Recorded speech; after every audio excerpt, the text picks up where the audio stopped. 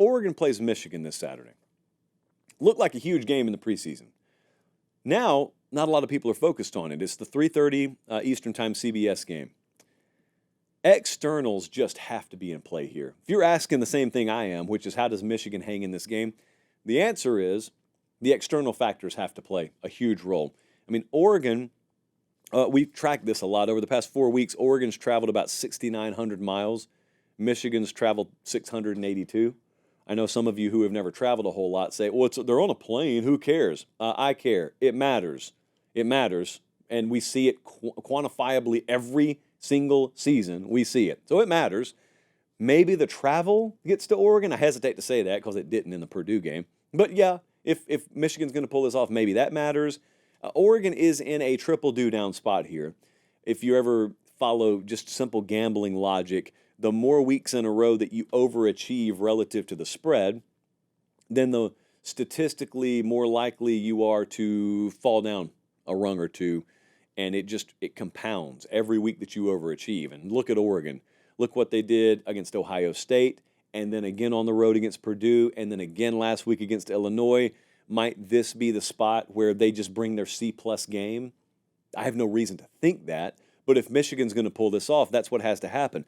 Michigan is 86th in pass defense right now, which is wild, but it is.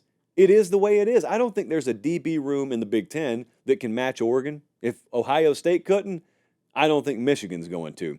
And so you got to hope that you really get pressure on the interior. You got to hope you just throw the crowbar in the bicycle spokes from a rhythm standpoint and a timing standpoint. Just collapse that pocket, and maybe that's how you do it. It's probably not going to be your DBs just hold up against them. And they got to do it for 4 quarters, too. So that's something to know. I think in general we'll know really early in this game. In all 3 of Michigan's losses, they've trailed by double digits in the second quarter. So it hasn't been a game where it's competitive and then it gets away from them late. They trailed Texas 24-3 second quarter. Trailed Washington 14-zip second quarter. Trailed Illinois 13-zip second quarter. So, get off the field on third down. Well, that's how you solve that problem.